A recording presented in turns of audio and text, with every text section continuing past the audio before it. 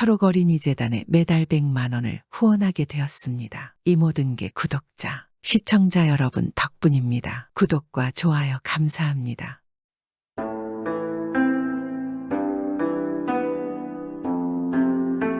옛날 옛적에 어느 마을에 돌쇠라는 노총각이 살았습니다. 그는 딱히 무슨 문제가 있는 것은 아니었고 단지 부모가 장가를 보내려 해도 눈에 차는 처녀가 없어서 장가를 못 가고 있었습니다. 아무리 봐도 내 마음에 드는 처녀가 없구나. 마음에 드는 처녀와 혼인을 하는 것이 아니라면 혼인을 할 이유가 없지. 돌쇠는 그렇게 생각하며 타는 부모의 속도 모르고 태평하게 홀로 살아갔습니다. 그런데 그러던 어느 날 돌쇠는 문득 생각했습니다. 내가 이렇게 이 마을에만 있으면 내 마음에 차는 색시감을 만날 길이 없지. 아무래도 내가 직접 나서야겠구나. 그렇게 생각한 돌쇠는 옆 마을에 사는 부모님에게 찾아갔습니다. 아버지, 저에게 돈을 한 단량만 주시지요. 뭐라고 돈은 가져가서 뭐하게. 색시도 없고 자식도 없는 게 돈이 왜 필요하냐. 아, 제가 언제 돈 달라고 한 적이 있습니까? 다 뜻이 있으니까 그러니 돈을 좀 주십시오. 그 말에 돌쇠의 아버지는 자식의 품성을 믿기에 돌쇠 말대로 단량을 주었습니다. 그렇게 돌쇠는 돈을 받아서 마을 장터에 가서 옷 만드는 천을 한 짐 샀습니다. 돌쇠는 옷감을 가지고 큰 마을에 가서 쫙 펴놓고 앉아 있었습니다. 그러자 서당에 다니는 한 아이가 이 옷감을 만지며 말했습니다. 야, 이거 옷감이 아주 좋은데요. 우리 누나 옷을 해주면 참 좋겠어요. 돌쇠는 아이의 얼굴을 꼼꼼히 살펴보았습니다. 가만 보자. 초롱초롱한 눈망울에 오똑한 코, 앵두 같은 입술. 아니, 남자아이가 이렇게 잘생기다니. 그렇다면 필시 누나도 상당한 미녀일 것이다. 돌쇠는 그런 생각을 하고는 아이에게 물었습니다. 너에게 누이가 있느냐? 그러자 아이는 신을 내며 말했습니다. 그럼요, 우리 누나가 아주 미인이에요. 이 마을에서 우리 누나를 보고 반하지 않은 남자가 없죠. 거기다 마음 씀씀이도 너무 이쁘고요. 현명하다고 소문이 자자해요. 아이의 말에 돌쇠는 솔깃하였습니다. 아니, 그게 정말이냐? 그럼 나도 한번 너의 누이를 보고 싶은데 말이지. 너의 누이를 한번 만나보려면 어떻게 하면 되는 것이냐? 돌쇠의 말에 아이는 가만히 천을 만지작거렸습니다. 그런데 제가 예전에 아버지에게 배운 것이 있어요. 부탁을 받으면 뭔가 대가가 있어야 한다고요. 아이고, 요 녀석이 이게 벌써 세상을 잘 아는구나. 그래, 너가 만지고 있는 옷감 이걸 주마. 그러니 너의 누나를 만날 수 있는 방법을 알려다오. 와, 정말인가요? 그럼 제가 만날 방도를 가르쳐 주지요. 저기 큰 나무 아래에 있는 집이 우리 집이에요. 우리 집 대청마루가 아주 높으니까 밑에 숨기가 좋아요. 거기 들어가 있으세요. 그렇게 돌쇠는 아이와 함께 아이의 집으로 들어갔습니다. 아이의 도움으로 아무도 모르게 돌쇠는 집 대청마루 아래에 들어갔습니다. 아이는 자신의 신을 벗어서 마루 밑으로 던지더니 누나가 마루 밑에 들어가서 자기 신을 꺼내줘야 한다고 우겨댔습니다. 갑자기 이상한 생떼를 쓰니 아이의 누이는 고개를 절레절레 흔들며 신발을 찾아 마루 밑으로 들어갔습니다. 그런데 밑에는 아이와 함께 온 돌쇠가 숨어 있었습니다. 처녀는 너무 놀랐습니다. 그러자 돌쇠가 처녀에게 나지막하게 말하는 것입니다. 놀라셨습니까? 미안합니다. 내가 당신을 보고 싶어서 여기에 이렇게 있는 것입니다. 놀라셨겠지만 잠시 저에게 시간을 주시겠습니까? 처녀는 처음에는 너무나 당황했지만 돌쇠의 눈빛을 보고는 진심이 담겨 있어 보였습니다. 그렇게 두 사람은 잠시 동안 대청마루 아래에서 조용히 대화를 나누었습니다. 돌쇠는 생긴 것도 잘생겼고 목소리도 아주 차분하였으며 성품 또한 좋다는 것을 알았습니다. 처녀는 단번에 돌쇠에게 반해버렸고 돌쇠 또한 이 아름다운 처녀를 보고 너무나 마음에 들었습니다. 그리하여 뒤로 두 사람은 부모님 몰래 몇 번의 만남을 가졌고 돌쇠는 결심을 하고 자신의 부모님과 처녀의 부모님을 찾아가 혼인을 하겠다는 의사를 밝히고 이듬해 두 사람이 혼인을 하기 위해 날을 잡았습니다. 그런데 혼인을 하기 전 어느 날 이 처녀가 혼인을 한다는 말을 들은 마을 청년 중에 한 사람이 다짜고짜 처녀의 집에 찾아왔습니다. 그리고는 마지막으로 처녀의 얼굴만 한번 보게 해주면 돈을 많이 주겠다고 하였습니다. 처녀의 부모는 처음에는 거절했지만 이 청년이 도무지 물러갈 생각을 하지 않았습니다. 처녀의 얼굴을 안 보여주면 이 집 앞에서 한 발짝도 안 움직이겠다는 겁니다. 그래서 처녀의 어머니는 처녀에게 담벼락 앞에 잠시만 서 있어 보라고 하였습니다. 처녀가 어머니의 말에 할 수 없이 밖으로 나갔습니다. 그러자 갑자기 이 청년은 처녀를 보고는 회오리 바람처럼 순식간에 처녀를 데리고 사라져 버렸습니다. 알고 보니 이 청년은 마을에 사는 사람이 아니라 잠시 이 마을에 몸을 숨기고 있던 큰 도둑이었습니다. 나라에서도 잡으려 했지만 워낙 도적의 수가 많고 힘이 좋아 어찌할 수가 없었던 것입니다. 일이 그러하니 처녀의 집안은 난리가 났습니다. 이 소식은 집으로 돌아가 혼인식 준비를 하던 돌쇠에게도 들어갔습니다. 돌쇠는 황급히 달려와 처녀를 찾자 어머니는 도둑이 딸을 잡아갔다고 모든 있었던 일을 말을 해주었습니다. 그날부로 돌쇠는 이 도적에 대한 조사를 시작했고 이 도적이 배를 타고 멀리 섬으로 들어갔다는 사실을 알아냈습니다. 그 말을 들은 돌쇠는 부자인 처갓집 돈을 부탁했고 그 돈으로 배를 사고 힘 좋은 사내들과 죽창 여러 개 그리고 석 달 열을 먹을 양식과 물을 싣고 처녀를 찾으러 떠났습니다.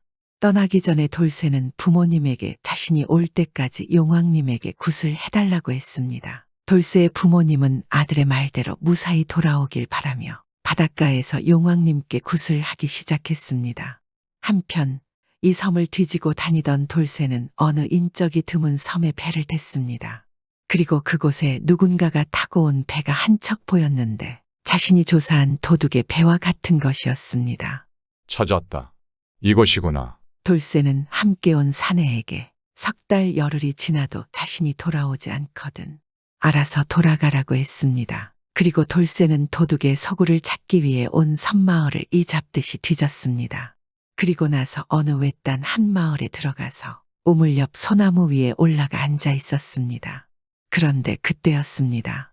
한 여인이 물을 기르러 나왔습니다. 그녀는 바로 그토록 찾아 헤매던 처녀였습니다. 하지만 돌쇠는 아는 척을 할 수 없었습니다.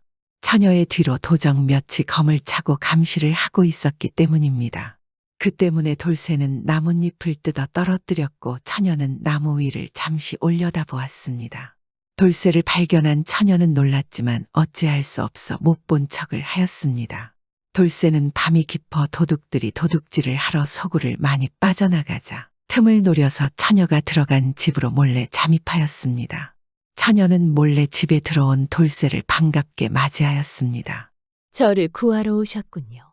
그래서 드디어 만났구려. 하지만 이곳은 경계가 삼엄하던데 어찌 우리 둘이 빠져나갈 수 있겠소? 무슨 좋은 방법이 없소이까? 돌쇠의 물음에 처녀는 돌쇠를 시켜서 개를 2마리 잡아서 피와 고기를 천에 꼭 싸고 관을 하나 만들어서 안에 솜을 넣고 썩은 개의 피와 고기가 든 천을 양쪽에 놓고 관 안에 들어 놓았습니다.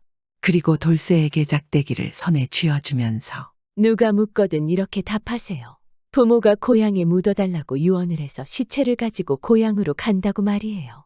돌쇠는 처녀의 말대로 수레에 관을 싣고 곡을 하며 가고 있는데 어떤 사내가 다가오더니 이것이 무엇이냐고 물었습니다. 돌쇠는 처녀가 일러준 대로 부모의 시신을 가지고 고향으로 가는 중이라고 하였습니다. 그러자 사내는 창을 꺼내 관을 한번 푹 쑤셨습니다. 그런데 관 안에 있던 처녀는 썩은 개의 피를 솜에 묻혀서 준비해 놓았다가 창에다가 재빠르게 묻혔습니다. 창을 든 사내는 썩은 피 냄새를 맡더니 더럽다며 손사래를 치고는 그냥 가버렸습니다. 그 뒤에 돌쇠는 말을 재촉하여 배가 있는 곳으로 달려갔습니다. 한편 처녀를 데려간 도둑이 수개가 도둑질을 하다가 느낌이 이상했습니다. 이 도둑의 촉은 아주 뛰어났습니다. 그래서 이 도둑이 얼른 집에 가보았더니 집에는 이미 아무도 없었습니다. 도둑은 처녀가 도망간 것을 눈치채고 돌쇠와 처녀를 쫓았습니다. 돌쇠가 배에 거의 다 와가는데 도둑이 막 뒤에까지 따라와 있었습니다. 그런데 그때였습니다. 어디선가 돌쇠의 부모가 구슬하는 소리가 들려왔고 그러고 나서는 하늘의 독수리가 나타나서 몸에 모래를 잔뜩 묻히더니 도둑의 머리 위에 가서 털어댔습니다. 갑자기 웬 모래가 잔뜩 머리 위로 떨어지자 도둑은 눈에 모래가 들어가서 눈을 비비고 닦느라고 정신이 없었습니다. 그러는 동안 돌쇠는 무사히 관을 싣고 떠날 수 있었습니다. 그러자 도둑은 자신이 데리고 온 커다란 호랑이에게 배를 쫓아가 안에 있는 사람들을 다 물어 죽이고 오라고 명령을 내렸습니다. 도둑의 명령을 받은 호랑이가 배를 향해 헤엄쳐 오는데 헤엄 속도가 엄청나게 빨랐습니다. 하지만 떠나지 않고 기다려주고 있었던 사내들이 배 안에 있던 죽창을 가지고 호랑이에게 던져서 호랑이를 쫓아버렸습니다. 그제야 마음을 놓은 돌쇠는 관 안에서 처녀를 꺼내고 무사히 바다를 건너 집으로 돌아왔습니다. 집으로 돌아오니 돌쇠의 부모는 그때까지도 굿을 하고 있었습니다. 돌쇠는 도둑에게 빼앗긴 색시를 찾아와 성대하게 혼인을 올렸고 관아의 처녀를 데려간 도둑들의 소굴을 알렸습니다. 그리고 관원들과 함께 따라가서 길잡이를 했습니다. 그래서 많은 도적과 도적이 수개를 잡고 백성들에게 훔친 많은 재물을 찾았습니다. 그 공으로 돌쇠는 높은 관직에 오르고 아름다운 색시와 오래오래 행복하게 잘 살았습니다.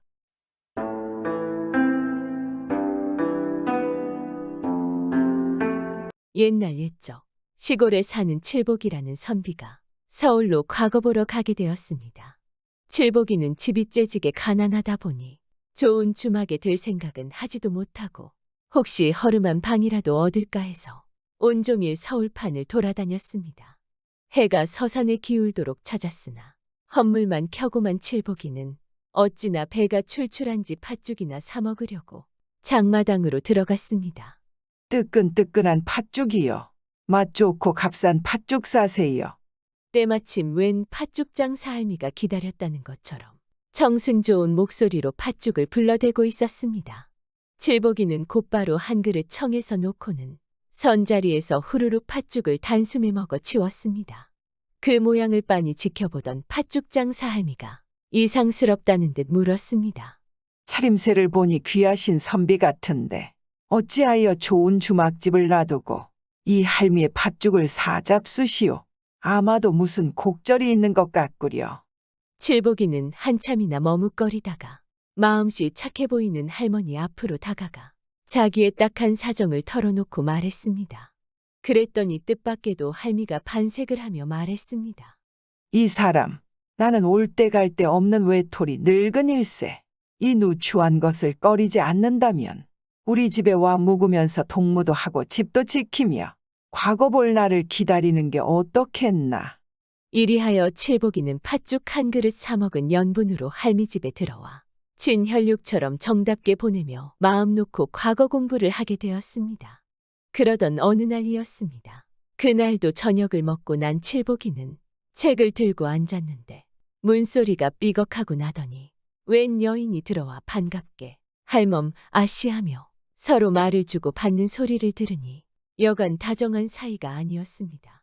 그때 칠복이도 한창 피는 꽃나이라 그토록 아름다운 여인의 목소리를 들으니 자연히 마음이 싱숭생숭해져서 그리 머릿속에 들어오지 않았습니다. 웬 여인이 와서 할미와 저렇게 고운 목소리로 다정하게 이야기하고 있을까? 칠복이는 당장 뛰어내려가 그 고운 목소리의 임자를 마주하고 한번 쳐다보고 싶은 마음이 불같이 일어났습니다. 하지만 남녀 유별이요. 한낱 그릭는 선비의 몸이라 그렇게는 할 수 없어 몰래 문틈새로 아랫방에 있는 여인을 훔쳐보았습니다. 칠복이가 문틈으로 내다보니 어여쁜 여인이 할미 드시라고 탐스러운 수박을 들고 있는데 네 집 낭자인지는 몰라도 얼마나 이쁜지 천상선녀가 방 안에 내려앉은 듯 보였습니다. 칠복이가 문틈새로 그 아리따운 여인을 보고 또 보아도 끝없이 보고만 싶은데 밤이 돼서 어두워지니 여인이 자리를 뜨려 했습니다. 할멈, 난 이만 놀고 갈게요. 꽃분 아씨, 오래간만에 오셨는데 누추한 집이라도 더 놀다 가시지요. 할멈, 보고파 왔는데 이만 보고 가면 돼요. 보고 싶으면 또 올게요. 그 여인, 즉 꽃분이가 자리를 뜨고 일어나는데 그 자태를 보니 너무 고와 꽃에 앉았던 나비가 사뿐 차고 날아가는 듯 하였습니다. 그 꽃다운 자태까지 보니 마음속에 불이 확 타올라 칠복이는 더는 앉아있을 수 없었습니다. 칠복이는 할미의 눈치를 살필 새도 없이 저도 모르게 밖으로 뛰어나가 종종 걸음을 옮겨놓고는 여인의 앞을 가로막았습니다. 낭자, 무례한 행동을 용서하시오. 소희는 서울 과거 보러 온 시골 선비로 잠깐 할미 집에 머물렀더니 전생에 인연이 있어 낭자를 만났구려. 묻건대 네 집 누구시며 나이는 얼마나 돼요? 하찮은 규중처녀의 이름은 알아서 무엇하겠습니까? 정 알고 싶으면 나이만은 알려드리리다. 꽃분이는 글귀로 제 나이를 말하고는 곱게 머리를 숙이고 칠복이의 몸 곁을 조심조심 지나 종종 걸음으로 사라져버렸습니다. 칠복이가 그 글귀를 풀어보니 꽃분이의 나이는 19살이 분명하였습니다. 칠복이가 생각해보니 꽃분이의 나이는 한창 피는 꽃 시절인데 그처럼 글까지 능하니 어찌 짝이 되고 싶지 않겠습니까? 그러나 대장부 체면으로 달아나는 여인을 다시 쫓아갈 수는 없고 하여 한참이나 멍하니 어둠 속에 서 있다가 방에 들어와 자리에 누워버리고 말았습니다. 하지만 그 이튿날부터 꽃분이의 꽃 같은 얼굴이 눈이 삼삼하여 칠복이는 도무지 공부가 잘 되지 않았습니다. 에라, 생각지 말자. 과거 보러 온 대장부가 처녀 하나 때문에 큰 것을 망칠 소냐. 하고 굳은 결심을 하였으나 책을 펼쳐들면 글 줄 사이로 또 꽃분이의 얼굴이 나타나곤 하였습니다. 그래서 눈을 딱 감고 보지 않으려고 하면 이번에는 또 보고 싶으면 또 오겠사와요 하는 옥굿을 굴리는 듯한 꽃분이의 목소리가 귀에 쟁쟁하였습니다. 칠복이는 마음이 조여 그 꽃분이가 오늘 저녁 올까 내일 저녁 올까 하며 저도 모르게 애타게 기다리게 되었습니다. 그러나 사흘이 지나도 닷새가 지나도 꽃분이의 그림자도 보이지 않았습니다. 그런데 열흘째 되는 날 저녁에 대문이 삐걱하더니 할멈하고 옥굿을 굴리는 것 같은 목소리가 또 들려왔습니다. 이때를 애타게 기다리고 기다리던 칠복이는 천방지축 사이문으로 다가가 문틈새로 꽃분이를 내다보았습니다. 하도 보고 싶던 얼굴이어서인지 그 꽃분이의 얼굴을 보니 한 볼에는 해가 돋고 한 볼에는 달이 돋은 듯한데 고운 눈썹 아래 머루알 같은 눈은 야광주처럼 빛을 뿌리고 나풀거리며 이야기하는 입술은 빨갛게 망울진 꽃과 같았습니다. 칠복이는 보고 또 보아도 눈만 떼면 아쉬운 그 얼굴을 넋을 잃고 보기만 하는데 또 밤이 가서 깊어지니 꽃분이가 전처럼 할미에게 인사하고 일어나 문을 나섰습니다. 칠복이는 더는 참을 수 없어 후다닥 자리를 차고 일어나 종종 걸음으로 꽃분이의 뒤를 쫓아가 옥으로 다듬은 것 같은 꽃분이의 두 손을 덥석 잡았습니다. 낭자, 가지마오. 이제 헤어지면 언제 다시 만나리오. 세상에 무서운 것이 마음이 변하는 것이 옵니다. 하오니 마음만은 변치 않을진데 어찌 만나지 못함을 걱정하십니까? 그렇다면 낭자, 그대의 집은 어디며 어떻게 찾아가리오? 그 말에 꽃분이는 또 전처럼 묻는 말에 곧바로 알려주지 않고 글귀를 지어 대답하였습니다. 저희 집은 흥인지문 내 북향칠행동 장내장외의 리화만 발지가입니다. 그리고 나서 꽃분이는 선비의 손에서 자기의 손을 살그머니 뽑고는 조용히 어둠 속에 사라졌습니다. 칠복이는 손에 쥐었던 보배구슬을 잃은 듯 아쉬웠으나 별 수 없었습니다. 그런데 이렇게 헤어진 뒤 아무리 기다려도 꽃분이는 할미 집에 다시는 찾아오지 않았습니다. 그제서야 칠복이는 마음만은 변치 않을진데 어찌 만나지 못함을 걱정하리까 하던 꽃분이의 말과 집을 가르쳐주던 글귀가 생각났습니다. 이는 필히 자기를 찾아오라는 말이지 않겠습니까? 즉 일찍 꽃분이를 찾아가지 못한 자기가 멍청이었다고 후회하며 급히 집을 나섰습니다. 그때 서울 사람들은 동대문을 흥인문이라 불렀으므로 칠복이는 꽃분이가 말한 대로 동대문 안에 들어서서 북향칠행동에 이르렀습니다. 거기에 가니 과연 담장 밖에 백꽃이 만발한 집이 있었습니다.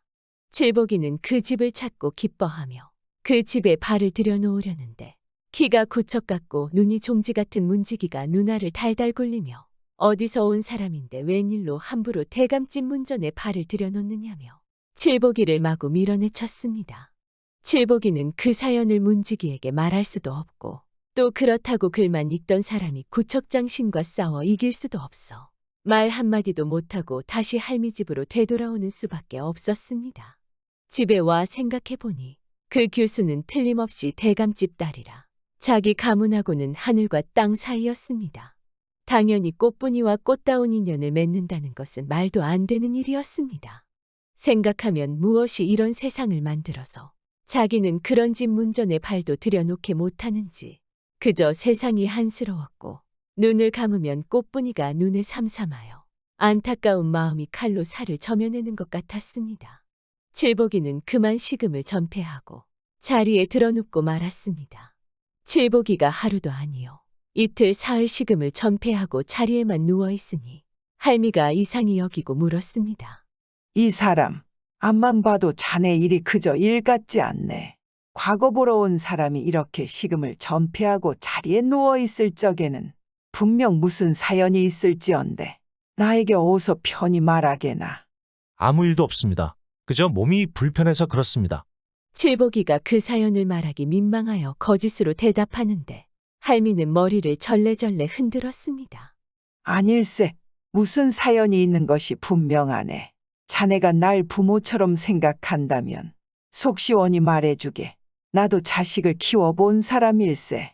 사람이 목석이 아닌 이상 마음이 비단 같은 할미가 이처럼 간곡히 묻는데 마음속 말을 털어놓지 않을 수 없었습니다. 그리하여 칠복이는 꽃분이를 마음에 두고 있는 사연을 숨김없이 하나부터 열까지 다 말하였습니다. 할미는 칠복이의 말을 듣더니만 주름진 얼굴에 환한 웃음을 띠며 말했습니다.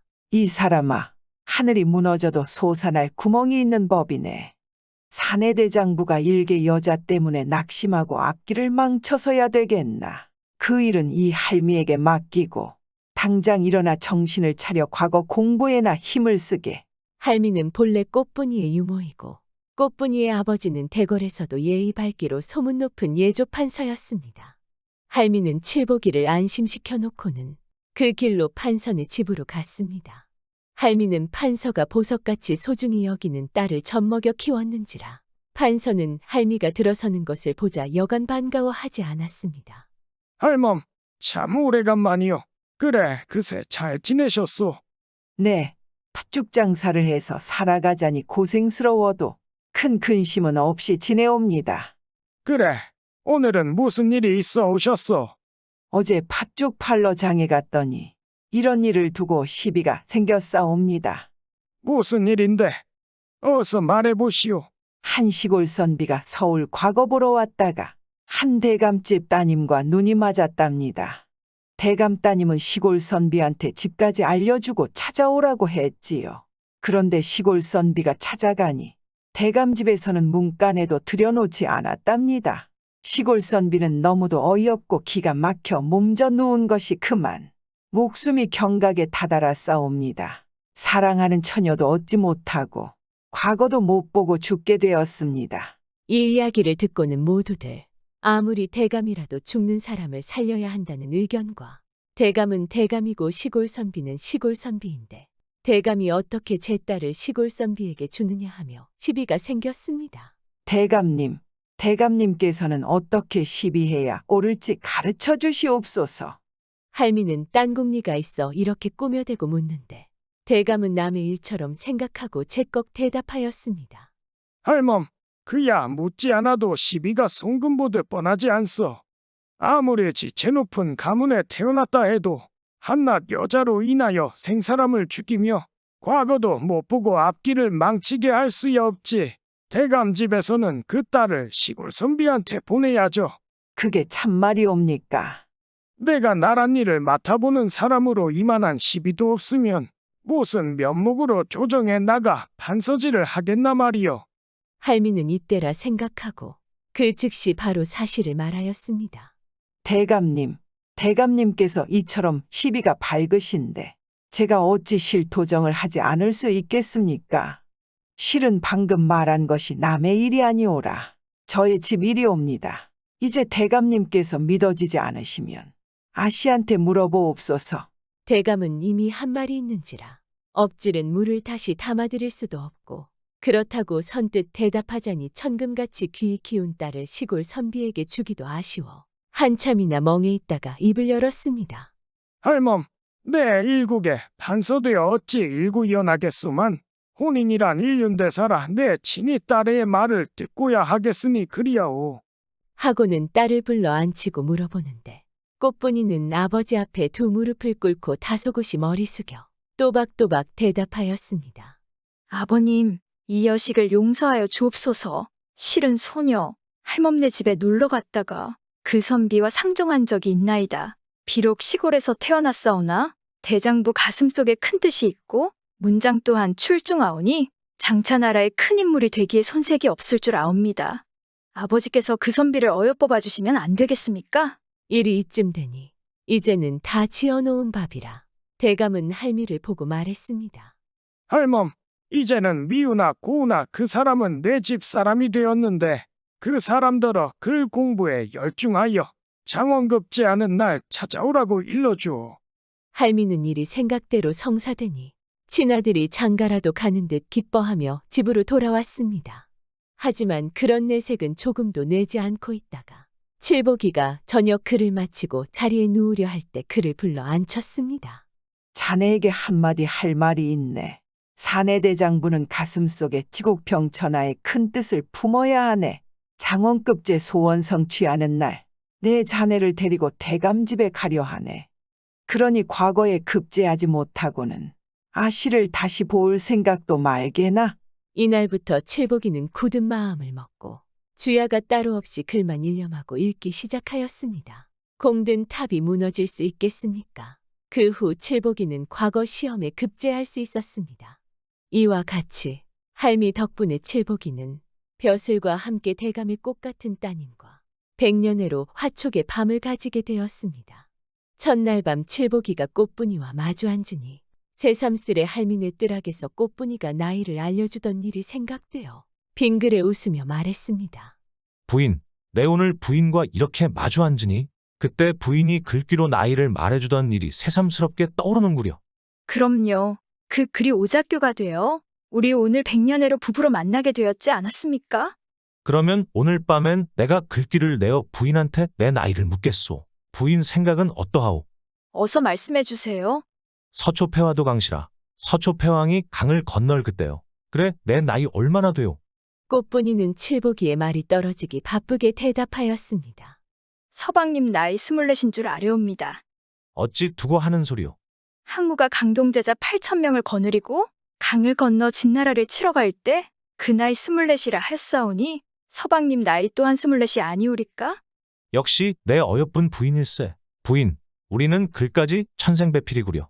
칠복이는 할미 덕분에 이처럼 글 잘하고 마음씨 곱고 용모 고운 부인을 만나게 되었는데 벼슬이 높아져도 할미를 잊지 않고 친부모처럼 모시니 세상에 칭찬하지 않는 사람이 없었습니다. 이렇게 세 식구는 서로 의지하며 행복하게 살았습니다.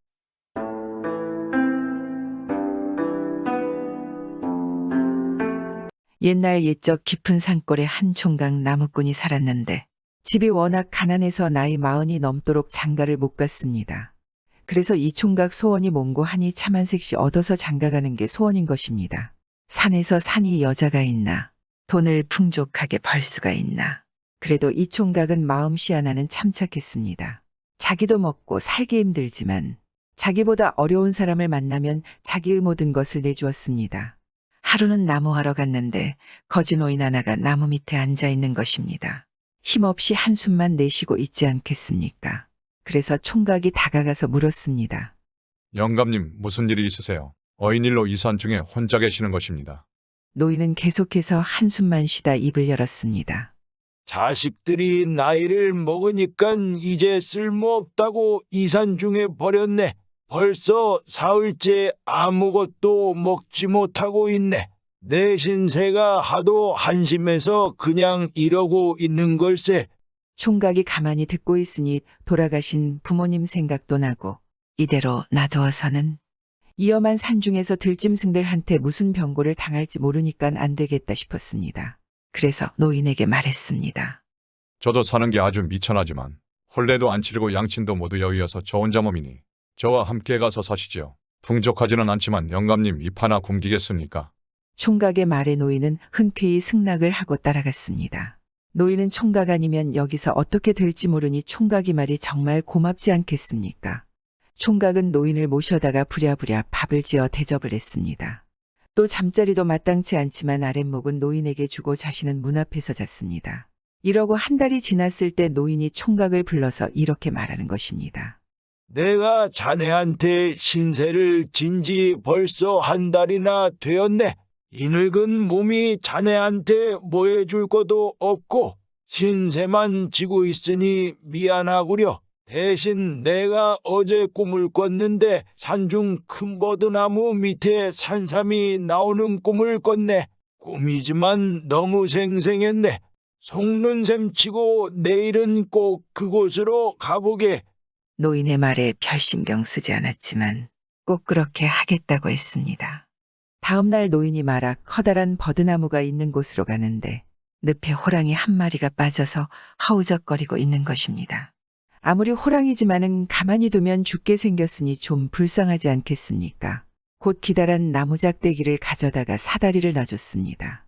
호랑이는 그 사다리를 타고 올라와서 살았습니다. 어떤 얘기에는 일껏 호랑이를 살려줬더니 잡아먹으려고 한다지만 여기서는 안 그러는 것입니다. 이 호랑이는 대뜸 입을 넙죽거리면서 말을 하는 것입니다.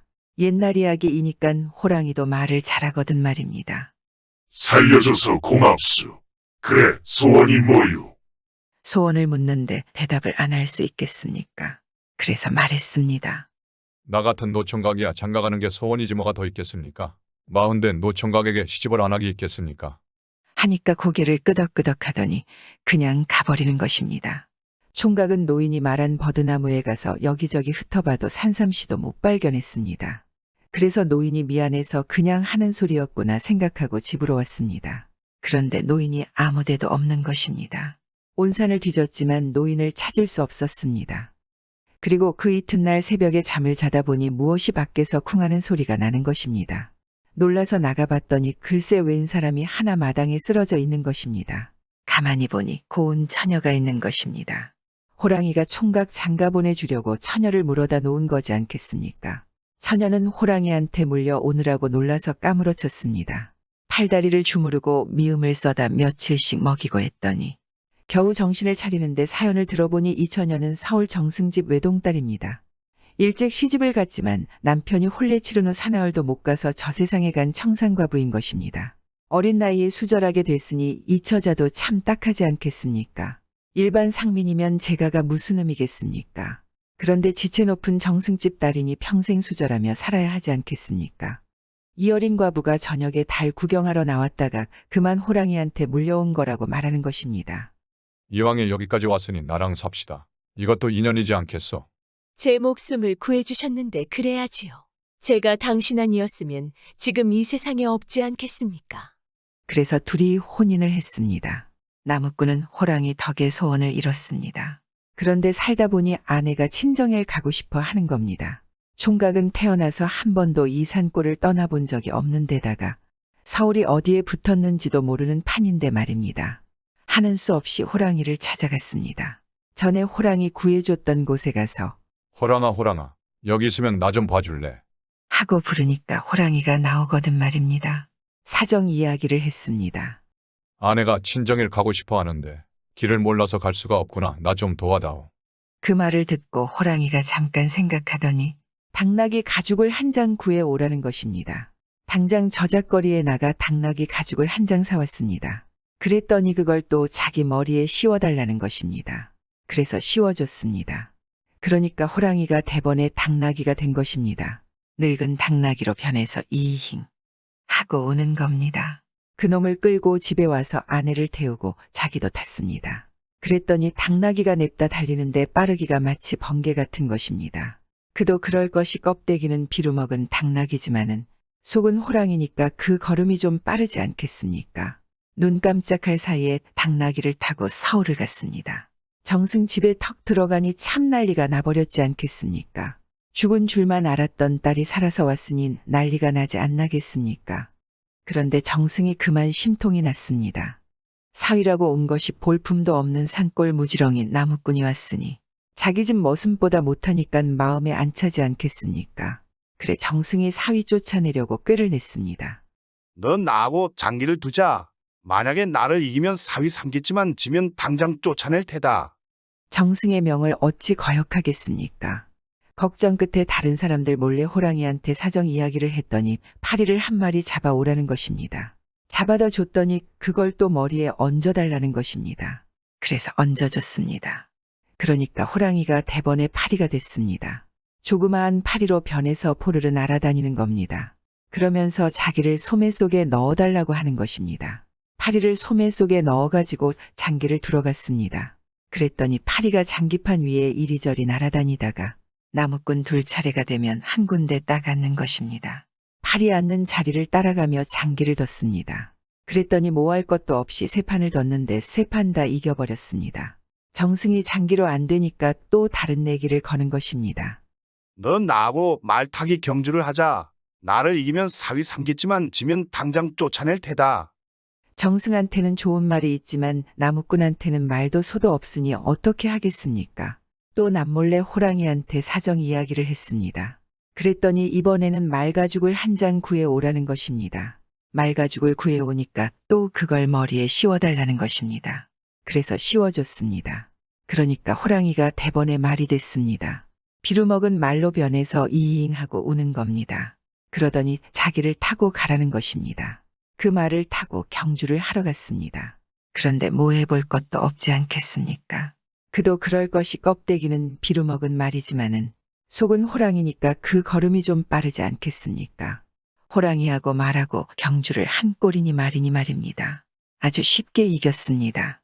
2번이나 내기에서 진정승은 약이 오를 대로 올라서 내 이놈 산골 나무꾼 주제에 좋은 말을 타다니 분수를 모르는군. 하고서 그 말을 빼앗아서 자기가 탔습니다. 타고서는 이랴 어서 달려라 이놈아. 호통을 치며 채찍질을 하거든 말입니다. 호랑이가 채찍으로 얻어맞고 가만히 있겠습니까? 마구 날뛰었습니다. 그 서슬에 정승이 말에서 떨어져서 그만 반병신이 되어서 죽을 때까지 방에 누워 있었습니다.